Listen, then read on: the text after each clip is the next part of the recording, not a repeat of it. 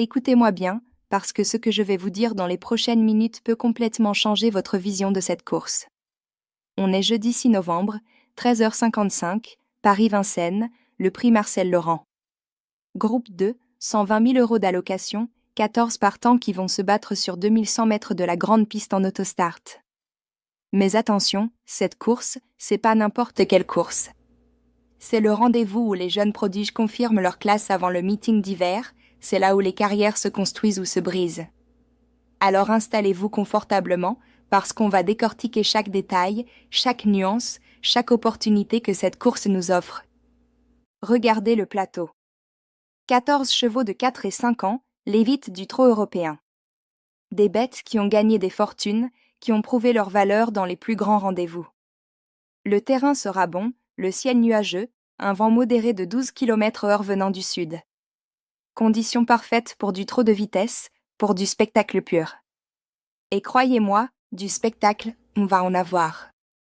Commençons par celle qui fait trembler tout le monde, Lisa Josselin, numéro 7. Cette pouliche de 4 ans, c'est tout simplement un phénomène. Fille de Reddy Cash et Bélina Josselin, deux vainqueurs du Prix d'Amérique, elle a l'excellence dans le sang. 11 victoires en 18 courses, 61% de réussite. Mais les chiffres, c'est une chose. La réalité sur la piste, c'en est une autre. En août dernier, elle a littéralement écrasé ses adversaires dans le prix Paul Le Guernay et le prix Georges de Oisière. Je parle pas d'une victoire normale, je parle de démonstration de force pure. Elle trottait à une allure que les autres ne pouvaient même pas imaginer suivre. Puis est venu le critérium des 4 ans mi-septembre. Grande favorite, tout le monde l'attendait au tournant. Et là, accrochage, malchance, elle n'a pas pu s'exprimer. Mais écoutez bien ce que dit Jean-Michel Bazir, son driver, elle a décompressé après cette course, elle a bien travaillé, et si elle court comme avant le critérium, elle a une belle carte à jouer. Quand Bazir parle comme ça, c'est pas des mots en l'air. C'est un homme qui a gagné plus de 4000 courses, qui connaît le trot français mieux que quiconque. Et quand il dit publiquement qu'une pouliche peut viser le prix d'Amérique, croyez-moi, il sait de quoi il parle. Le problème aujourd'hui ? Elle part au numéro 7, deuxième ligne. C'est loin de la corde, c'est exposé. Elle va devoir faire preuve de vitesse pure dès le départ pour prendre sa place. Mais justement, la vitesse, c'est son arme absolue. Elle affronte pour la première fois les 5 ans dans ces conditions. Les mâles, les hongres, des chevaux plus endurcis, plus expérimentés. C'est le test ultime. Mais regardez son pédigré, regardez ses performances, regardez la confiance de son équipe. Cette pouliche est au-dessus du lot. Elle est ma favorite absolue pour cette course. Maintenant, parlons du numéro 6, Psar. Cheval de 4 ans, entraîné par Emmanuel Varin, guidé par Mathieu Abrivard. Écoutez ce que dit son entraîneur, il est au top lors de ses 2 dernières courses. Pas bon, pas correct, non, au top. Il ajoute, il travaille très bien et a hérité d'un numéro correct. Le parcours de vitesse lui convient, à condition d'être préservé. Sans incident, il devrait finir dans le quintet. Vous voyez la différence avec d'autres déclarations ? Il y a une assurance, une conviction. Emmanuel Varin n'est pas du genre à survendre ses chevaux. Quand il dit qu'un cheval est au top, c'est qu'il l'est vraiment.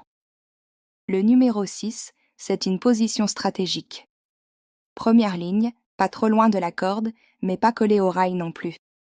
Ksar peut surveiller ce qui se passe devant lui, il peut réagir au mouvement, il peut placer sa pointe au bon moment. C'est le profil du cheval de complément idéal. Pas le plus spectaculaire, pas le plus médiatisé, mais diablement efficace quand il faut. Et dans une course aussi relevée, avoir un cheval régulier, un cheval qu'on peut compter comme base, c'est précieux. Très précieux. Passons au numéro 3, Istasia. Cette pouliche italienne, personne n'en parle vraiment. Et c'est là que ça devient intéressant. L'hiver dernier, elle a brillé au plus haut niveau sur la cendrée parisienne. Une super jument, c'est comme ça que l'écurie Goxiadoro la qualifie. Puis une dernière sortie décevante en Italie. Mais Alessandro Manfredi, responsable de l'écurie, explique qu'elle avait un problème et a été soignée.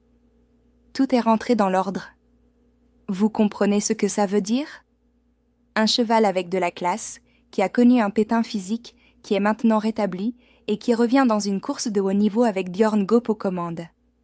Björn Goop, l'un des meilleurs drivers européens. Le numéro 3, première ligne, proche de la corde. Istasia peut rester discrète, économiser son effort et surgir au bon moment. Manfredi dit qu'elle peut avoir besoin d'une vraie course, mais il ajoute immédiatement, sur sa classe, elle est tout à fait capable de prendre une place. C'est un cheval qu'on sous-estime. Un cheval que les parieurs vont négliger. Et c'est exactement ce genre de profil qui peut faire basculer un quintet. Le numéro 9, Falco Killer Gare. Cheval de 5 ans, récemment arrivé chez Thierry Duval d'Estaing. Écoutez bien, depuis son arrivée à l'écurie, il s'est bien comporté, confirmant que c'est un bon élément. Il n'a pas couru depuis début septembre à la Capelle, mais il a travaillé régulièrement. Duval d'Estaing précise, il devrait apprécier ce parcours de vitesse. Il devrait bien courir et faire l'arrivée. Et il ajoute un détail capital, il aura pour objectif le Critérium continental fin décembre. Vous voyez où je veux en venir? Quand un entraîneur annonce publiquement un objectif aussi prestigieux pour un cheval, c'est qu'il a confiance en son potentiel. Falco Killer Gare n'est pas là pour faire de la figuration. Il est là pour prouver qu'il mérite sa place dans l'élite. Le numéro 9 en deuxième ligne, c'est loin, c'est vrai. Mais Claude Duval d'Estaing au guide, c'est une garantie de professionnalisme. Ce cheval peut surprendre. Il peut vraiment surprendre. Maintenant, le numéro 2, Learn to Fly. Et là, attention, parce qu'on touche à quelque chose d'important. Ce cheval de 4 ans a réalisé une superbe performance dans le Critérium des 5 ans. 4e, tout près du lauréat. Mais Frédéric Senet, son entraîneur, dit quelque chose de fondamental, il adore les 2100 mètres de la grande piste. C'est pas une approximation, c'est pas une supposition. C'est un fait établi. Ce cheval, sur cette distance, sur ce parcours, il est dans son élément. Le numéro 2, première ligne, juste derrière le start. Learn to Fly peut courir caché, économiser son énergie et placer son effort au moment crucial. Senet ajoute, face aux 5 ans, ce n'est pas évident car ils sont plus endurcis que les 4 ans. C'est vrai. Mais il dit aussi, il va courir caché, ce qui comporte des risques, mais une place reste à sa portée. Pierre-Philippe Ploquin-Oren, un driver expérimenté qui sait gérer ce genre de profil. Learn to Fly, c'est le cheval qu'on oublie dans les analyses rapides. Et c'est précisément pour ça qu'il faut le considérer sérieusement. Le numéro 4, Cocktail du Dain. Double lauréat de groupe 1 sur les 2700 mètres de la grande piste. Un crack absolu sur les longues distances. Mais aujourd'hui, on est sur 2100 mètres. Le reporter d'Equidia est clair, il est un peu moins à son aise sur le parcours des 2100 mètres, même s'il y a déjà gagné. Déjà gagné, vous avez entendu? Donc il peut le faire. Il risque d'être pris de vitesse au départ, ce qui l'obligera à patienter, alors qu'il préfère mener la danse. Voilà le nœud du problème. Cocktail du Dain aime contrôler la course, imposer son rythme. Sur 2700 mètres, il peut le faire. Sur 2100 mètres, avec ce plateau de feu, c'est plus compliqué. David Thomas le guidera. Un excellent driver, pas de doute le dessus.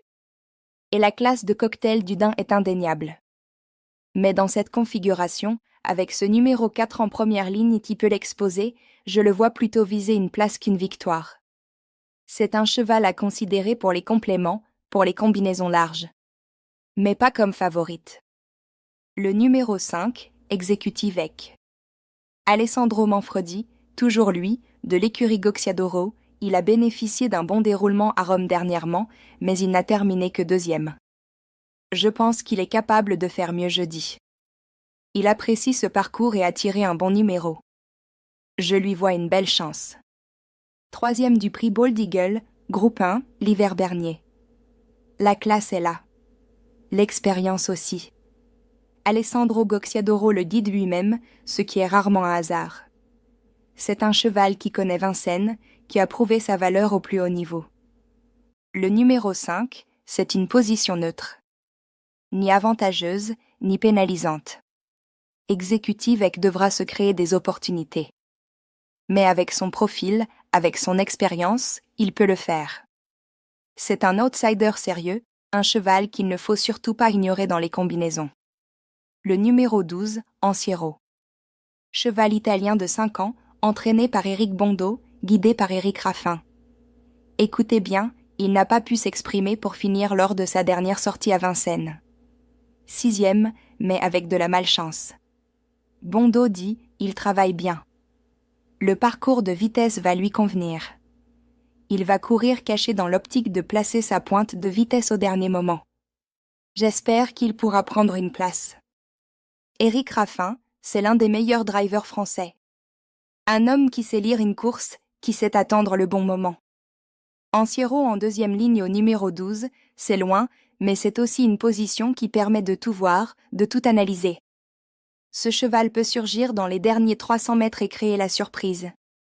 C'est un profil à risque, certes, mais c'est aussi un profil qui peut rapporter gros.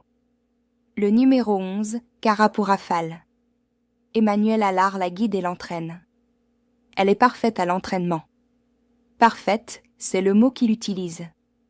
Elle revient après un arrêt d'1 an, mais Allard assure qu'elle n'est pas incapable de trotter sous la barre des 1,11.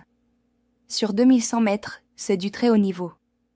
Elle part en seconde ligne mais a hérité d'un très bon numéro, non loin de la corde. Avec un parcours favorable, une petite place est envisageable. Le numéro 11, c'est proche du rail en 2e ligne. Si le rythme est élevé, si les favoris se neutralisent, Cara pour Rafale peut profiter d'un parcours économique pour se faufiler dans le quintet. C'est un pari, je vous le dis franchement. Mais c'est un pari calculé, basé sur des arguments solides. Le numéro 10, Charon. Cheval scandinave qui effectue ses débuts à Vincennes. Franck Nivard aux commandes, ce qui n'est jamais négligeable. Mais le reporter est prudent, ses références chronométriques sont moins reluisantes que celles des principaux favoris. En restant discret le long du rail, il n'est toutefois pas hors d'affaire pour la 5e place. C'est un cheval à surveiller pour les grosses combinaisons, mais par un élément central du pronostic. Le numéro 14, Jazzman. Laurent-Claude Abrivard l'entraîne et Alexis Abrivard le guide. Il me paraît bien au travail. Il est sérieux et devrait se plaire sur ce parcours. Mais l'entraîneur ajoute, j'aurais toutefois préféré qu'il puisse courir il y a 2 ou 3 semaines avant cet engagement. On a essayé de compenser au travail. Le manque de courses récentes, c'est un handicap. Il a besoin du parcours sur mesure pour fournir sa meilleure valeur. Une place me satisferait. C'est honnête, c'est clair. Jazzman peut prendre une place, mais il lui faudra que tout se passe parfaitement. Maintenant, parlons des chevaux à vraiment éviter. Le numéro 1, Cocotte. Laurent-Claude Abrivard est sans détour, depuis peu à l'écurie, elle n'a pas vraiment convaincu dernièrement. Sa forme est un peu incertaine. J'ai surtout besoin d'être rassuré avec elle. Quand un entraîneur dit qu'il a besoin d'être rassuré, c'est qu'il n'a pas confiance. Point. Même avec le numéro 1 au rail, je ne peux pas recommander ce cheval. Le numéro 8, Canto à vis. Marc Sassier explique, il a levé le pied le matin après le critérium. Comme il a hérité d'un mauvais numéro, j'ai décidé de le laisser ferrer. Ferré et avec ce numéro, il ne faut pas qu'il ait une course dure pour sa réapparition. On ne s'interdit rien, mais sa chance reste secondaire dans ces conditions. Vous voyez ? L'entraîneur lui-même dit que sa chance est secondaire. Benjamin Rochard le guide pour l'avenir, pour construire quelque chose sur le long terme. Mais aujourd'hui, ce n'est pas le bon jour pour Canto à vis. Le numéro 13, Knokongood. Romain Larue, son entraîneur, il revient bien au travail. Je veux surtout qu'il me rassure en course et qu'il efface les zéros. Il aura d'autres engagements plus favorables à venir. Quand un entraîneur dit ouvertement qu'un cheval aura des courses plus favorables ailleurs, c'est qu'il ne mise pas sur celle-ci. Gabriel Gélormini le guide, mais honnêtement, ce n'est pas le jour de Knokonwood. Alors maintenant, synthétisons tout ça. Qu'est-ce qu'on a ? Une favorite écrasante mais exposée en 2e ligne. Des bases solides en première ligne qui peuvent profiter d'un parcours économique. Des outsiders intéressants avec de vrais arguments. et des chevaux à éviter clairement identifiés. La tactique de course va être déterminante. Au départ de l'autostart, tout va se jouer dans les premiers 400 mètres. Qui va prendre la corde? Qui va accepter de courir caché? Qui va tenter le coup de force? Lisa Josselin au numéro 7 devra montrer sa vitesse immédiatement. Si elle rate son départ, si elle se retrouve coincée en deuxième ligne sans possibilité de s'exprimer, sa chance diminue considérablement. Mais si elle prend sa place, si elle trouve une fenêtre, alors là, avec sa classe, elle devient imbattable. Xar au numéro 6 peut jouer la carte de la prudence. Rester en retrait, économiser et placer son effort dans les 300 derniers mètres. C'est une tactique classique mais efficace, surtout quand le cheval est en forme. Istasia au numéro 3 peut coller au rail, profiter de l'aspiration et surgir au bon moment. Björn Goop est un maître dans ce genre d'exercice. Learn to Fly au numéro 2 va forcément courir caché. C'est son style, c'est son mode opératoire. La question sera, est-ce que Pierre-Philippe Ploquin trouvera la bonne ouverture au bon moment? Falco Killer Gare au numéro 9 devra être patient. Très patient. En deuxième ligne aussi loin, il n'a pas le choix. Mais si le rythme est soutenu devant, s'il y a de la casse, il peut revenir fort dans le final. Pour les drivers et entraîneurs, impossible de ne pas mentionner Jean-Michel Bazir sur Lisa Josselin. Plus de 4000 victoires, une science de la course incomparable, une capacité à trouver des solutions dans les situations les plus complexes. Nicolas Bazir à l'entraînement, c'est l'écurie qui a produit certains des plus grands trotteurs de l'histoire. Quand cette combinaison Bazir-Bazir affiche sa confiance, il faut écouter. Mais regardez aussi Emmanuel Varin avec Xar. Un entraîneur sérieux, méticuleux, qui ne fait pas de déclarations à la légère. Quand il dit qu'un cheval est au top, on peut le croire. Alessandro Manfredi avec les chevaux Goxiadoro, Istasia et Executivec. Une écurie italienne de très haut niveau, qui connaît parfaitement Vincennes, qui a l'habitude des grands rendez-vous. Thierry Duval d'Estaing avec Falco Killer Gare. Un homme qui ne vient pas à Vincennes pour faire du tourisme. Il a un plan, il a une stratégie et il l'applique. Maintenant, mes pronostics. Je vous les donne sans ambiguïté, avec conviction. Pour le quintet, 5 chevaux en ordre ou désordre, le 7 Lisa Josselin, le 6 Xar, le 3 Istasia, le 9 Falco Killer Gare et le 2 Learn to Fly. C'est mon quintet de base. Si je dois les classer par ordre de préférence, le 7 en premier, le 6 en deuxième, le 3 en troisième, le 9 en quatrième et le 2 en cinquième. Pour le quartet, j'enlève Learn to Fly et je garde les 4 autres, le 7, le 6, le 3 et le 9. Mon regret? Le numéro 4, Cocktail du Dain. Un crack absoluti, sur un parcours parfait, peut tout faire. Mais dans cette configuration, je préfère miser sur d'autres profils. Pour le tiercé, dans l'ordre, le 7 Lisa Josselin, le 6 Xar, le 3 Istasia. Si l'un des 3 manque, le 9 Falco Killer Gare peut le remplacer. Pour le couplet gagnant placé, je joue le 7 à 6. Lisa Josselin et Xar. La favorite et la base solide. En placé, je suis très confiant. En gagnant, c'est jouable aussi. Un couplet alternatif pour ceux qui cherchent un meilleur rapport, le 6 à 2, Xar et Learn to Fly. Plus risqué, mais potentiellement très rentable. Pour le 2 sur 4, je prends le 7, le 6, le 3 et le 9. Avec ces 4 chevaux, on couvre les principaux scénarios. 2 de ces 4 dans les 4 premiers, et c'est gagné. Mais écoutez-moi bien, tout ce que je vous dis là, c'est mon analyse personnelle. C'est le fruit de mon étude des déclarations, des performances, des conditions de course. Je ne détiens pas la vérité absolue. Le turf, c'est du sport, c'est de l'imprévu, c'est de la surprise. Un cheval peut avoir un mauvais jour, un driver peut commettre une erreur tactique, un incident peut tout changer. Vous êtes seul responsable de vos choix. Utilisez ces informations pour nourrir votre propre réflexion, mais ne suivez jamais aveuglément un pronostic. Un conseil pour finir, et c'est peut-être le plus important de toute cette analyse, apprenez à écouter les entraîneurs. Vraiment les écouter. Pas juste lire leurs déclarations en diagonale, mais comprendre ce qu'ils disent, analyser le ton, déceler les nuances. Quand Marc Sassier dit que Canto Avis a une chance secondaire, il ne cherche pas à tromper les parieurs. Il dit la vérité. Quand Emmanuel Varin dit que Xar est au top, ce n'est pas une formule creuse. C'est un constat basé sur des dizaines d'heures d'observation quotidienne. Les entraîneurs savent. Ils savent si leur cheval est en forme ou pas. Ils savent si la course leur convient ou pas. Ils savent si c'est le bon jour ou pas.